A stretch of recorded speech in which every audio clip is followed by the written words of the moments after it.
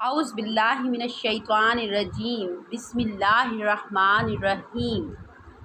अल्लाहुम्मा सल्लि अला मुहम्मदिन व अला आलि मुहम्मद कमा सल्लैता अला इब्राहीम व अला आलि इब्राहीम इन्नका हमीदुम मजीद। अल्लाहुम्मा बारिक अला मुहम्मदिन व अला आलि मुहम्मद कमा बारकता अला इब्राहीम व अला आलि इब्राहीम इन्नका हमीदुम मजीद। अस्सलामु अलैकुम मेरे प्यारे मौजूद सामीन, मेरी प्यारी बहनों, मेरे प्यारे भाइयों, उम्मीद है कि आप खैरियत से होंगे। नमाज फ़जर और नमाज ज़ोहर के बाद सिर्फ 313 मरतबा पढ़ लो, शाम से पहले 100 करोड़ मिलेंगे। मोहतरम नाजरीन, नमाज फ़जर और नमाज ज़ोहर के बाद सिर्फ 313 मरतबा अल्लाह का ये नाम पढ़ लें, फिर इंशाअल्लाह ताला अल्लाह पाक के करम से रिज़्क़ बारिश की तरह बरसेगा और अल्लाह ताला मालो दौलत में ग़ैबी तरीके से मदद फरमाएगा। ये वजीफ़ा करने के बाद इसका असर आप उसी दिन से ही देख लेना।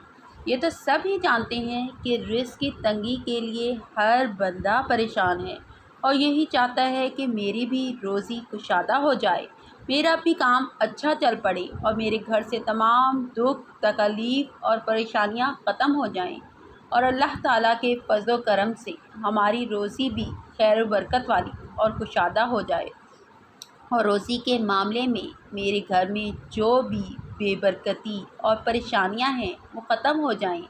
आजकल के दौर में तो हर बंदे की यही ख्वाहिश होती है और वो यही चाहता है कि जल्द अज जल्द मेरे भी मालो दौलत में इजाफ़ा हो जाए, मैं भी खुशहाल हो जाऊं, ताकि मेरी ज़िंदगी भी आराम से गुजर जाए।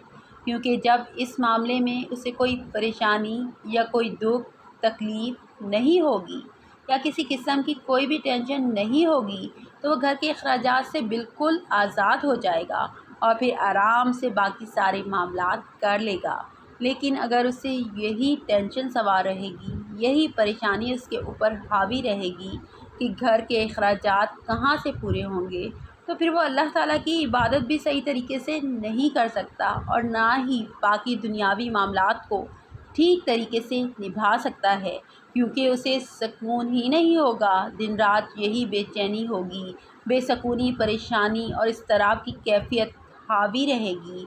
तो इस हालत में वो कोई भी काम सही तरीके से नहीं कर पाएगा। तो ये जो हर बंदे की ज़रूरत है और हर बंदा यही दुआ भी मांगता है कि या अल्लाह मेरी रोज़ी को कुशादा कर दे, मुझे बेहिसाब रिज़्क़ और मालो दौलत दे, मुझे रिज़्क़ की परेशानी से आज़ाद फरमा, मेरी रोज़ी बग़ैर परेशानियों के मुझे मिल जाए और ये सब तेरी रहमत से मुझे मिल जाए। अल्लाह ताला से मदद मांगी गई हर दुआ तो अपनी जगह पर बड़ी अहम है।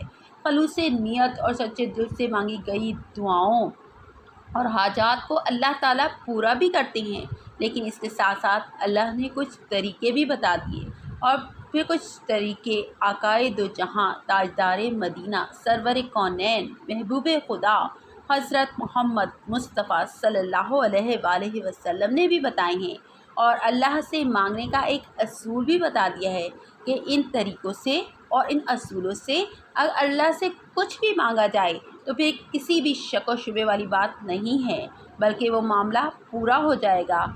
वो आपकी दुआ या दरख्वास्त अल्लाह की बारगाह में रद्द होने का इम्कान ही नहीं रहता। तो ख़ास तौर पर रोज़ी के लिए जो बताया गया है, इसलिए आज हम आपको एक ऐसा वजीफ़ा बताएंगे कि जिसको पढ़ने से इंशाअल्लाह ताला अल्लाह पाक के फज़्ल व करम से इंसान को बेशुमार फ़ायदे पहुँचते हैं और इंसान के ऊपर अल्लाह ताला की नवाजिशें होती हैं।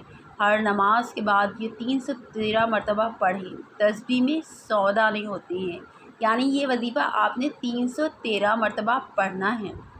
इंशाअल्लाह ताला रब्बे करीम के फज़्ल व करम से आप देखेंगे कि रिज़्क़ ऐसी ऐसी जगहों से आएगा कि जहाँ पर आपकी सोच भी नहीं जा सकती। फिर इसके बाद इंशाअल्लाह ताला जो कुछ भी आपकी सोच या दिलो दिमाग में आएगा, अल्लाह करीम के फज़्ल व करम से वही होगा और सब कुछ आपकी मर्ज़ी से होगा, यानी आपकी मर्ज़ी के मुताबिक होगा। वो कौन सी तस्बीह है जो नमाज फ़जर और नमाज ज़ोहर के बाद पढ़नी है? निहायत ही आसान है वो तस्बीह। एक बात मैं वाज़िया बता दूं कि आप बेशक कोई भी वजीफ़ा या कोई भी शख्स से सख्त अमल कर लें, लेकिन इस सब के बावजूद भी रोज़ी के लिए अहम चीज़ ये है کہ 5 وقت کی نماز کی مکمل پابندی ہونی چاہیے۔ نماز کے بہت سارے فوائد ہیں، لیکن سب سے پہلا فائدہ یہ بتایا گیا ہے کہ نماز پڑھنے والے کی رزق کی تنگی اللہ تعالیٰ اپنے فضل و کرم سے دور کر دیتے ہیں۔ اس کے علاوہ نماز پڑھنے کے دوسرے بھی بہت سے فوائد ہیں، لیکن پہلا بڑا فائدہ تو یہی ہے کہ انسان دنیا کی پریشانیوں اور جھنجٹ سے آزاد ہو جاتا ہے۔ تمام مرد حضرات تو مسجد میں ہی باجماعت نماز ادا کریں اور میری بہنیں مقررہ وقت پر ہی نماز ادا کریں۔ مقررہ وقت سے مراد یہ ہے کہ نماز کو وقت پر ہی ادا کریں اور لیٹ نہ پڑھیں۔ اکثر بہنیں گھر کے کام کاج میں مصروف رہتی ہیں اور وقت کا انہیں پتہ بھی نہیں چلتا، تو پھر جب عصر کا وقت بالکل قریب آ جاتا ہے پھر وضو کر کے نماز ادا کرتی ہیں۔ بے شک انسان کمزور ہے، لیکن پھر بھی کافی سارے مرد و خواتین مستقل اپنی ایک عادت ہی بنا لیتے ہیں، اپنی مستقل روٹین یہی رکھتے ہیں کہ نماز ہمیشہ لیٹ ہی پڑھنی ہے۔ یہ عادت اچھی نہیں ہے، یہ عادت اللہ تعالیٰ کو پسند نہیں ہے۔ حضور نبی کریم حضرت محمد مصطفیٰ صلی اللہ علیہ وسلم کے پاک فرمان کا مفہوم ہے کہ بہترین آدمی وہ ہے جو اپنی نمازوں کو مقررہ اوقات پر پڑھتا ہے، اور مزید فرمایا گیا ہے کہ نماز میری آنکھوں کی ٹھنڈک ہے۔ اسی طرح قرآن پاک میں بھی یہی حکم دیا گیا ہے کہ بے شک اللہ نے انہیں نمازوں کو اپنے مقررہ اوقات پر فرض کیا ہے، تو وقت پر پڑھنا بھی فرض میں داخل ہے۔ تو پہلا بڑا انعام تو یہ ہو گیا کہ رزق کی تنگی کو دور کرنے کے لیے مکمل نمازوں کی پابندی کرنا رزق کے معاملے میں بہت ہی خیر و برکت والی ہے۔ اور اس کے ساتھ ساتھ اگر یہ وظیفہ فجر اور ظہر کی نماز کے ساتھ ہو جائے تو پھر یوں سمجھ لیں جس طرح آپ کی کوئی لاٹری لگ گئی ہو۔ یہ وظیفہ بہت ہی آسان ہے، آپ صرف مکمل توجہ سے سن لیں۔ آپ نے سب سے پہلے نماز ادا کرنی ہے اور مکمل نماز ادا کرنے کے بعد اسی جگہ پر بیٹھ جائیں۔ پھر پہلے آپ نے بسم اللہ الرحمن الرحیم 1 مرتبہ پڑھنا ہے۔ اس کے بعد آپ پہلے 7 مرتبہ درود شریف پڑھیں۔ درود شریف جیسا کہ میں آپ کو بتاتی ہوں کہ جو نماز میں پڑھا جاتا ہے درود ابراہیمی، آپ نے وہی پڑھنا ہے۔ پھر 313 مرتبہ لا الہ الا اللہ یرزق من یشاء بغیر حساب، اس کو 313 مرتبہ پڑھنا ہے۔ پھر اس کے بعد آپ نے آخر میں دوبارہ 7 مرتبہ درود ابراہیمی پڑھنا ہے۔ یہ عمل آپ مسلسل کریں، انشاءاللہ تعالیٰ آنے والے 2 سے 3 دنوں کے اندر ہی اندر آپ کو اس کا رزلٹ ملنا شروع ہو جائے گا، اور آپ کے ذہن کے اندر یہ بات آ جائے گی کہ واقعی اللہ کی رحمت میرے اوپر کسی ساون کی بارش کی طرح موسلادھار برس رہی ہے۔ آپ کو اس وظیفے کے اثرات انشاءاللہ تعالیٰ 3 دن کے اندر اندر نظر آ جائیں گے، لیکن آپ نے مسلسل یہ عمل 1 مہینے کرنا ہے اور پورے یقین سے یہ عمل کرنا ہے۔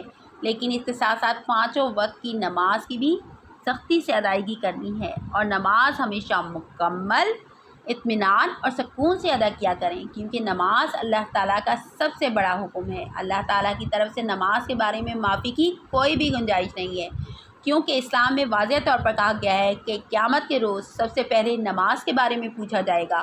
اور ویسے بھی ہمارے اوپر زیادہ تر پریشانیاں، دکھ، تکالیف اور مصیبتیں اسی وجہ سے آتی ہیں کہ ہم اس بڑے حکم سے روگردانی کرتی ہیں، اور جب نماز کا وقت آتا ہے تو ہم اپنے کاموں میں ہی مگن رہتے ہیں اور نماز ادا نہیں کرتے، تو اللہ بھی اپنی رحمت کی چادر ہم پر سے اتار لیتا ہے۔ دنیا جہاں میں کوئی بھی آدمی اللہ تعالیٰ کی نافرمانی کر کے کبھی کامیاب نہیں ہو سکتا۔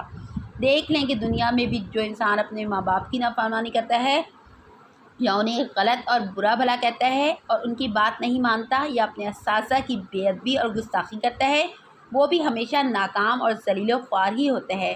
پھر خود سوچو، اللہ تعالیٰ جو رب العالمین ہے، تمام جہانوں کا بادشاہ ہے، تو جو بادشاہوں کے بادشاہ کی نافرمانی کرے گا پھر وہ کبھی سکون حاصل نہیں کر سکتا۔ اس لیے میری تمام بہنوں اور بھائیوں سے یہ درخواست ہے کہ وہ نمازوں کی بھی پابندی کریں۔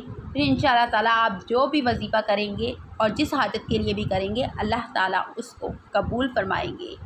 اس کے ساتھ ہی مجھے اجازت دیجیے، لیکن میرے چینل کو لائک کرنا اور سبسکرائب کرنا آپ نے نہیں بھولنا، اور اپنی دعاؤں میں مجھے یاد رکھنا ہے۔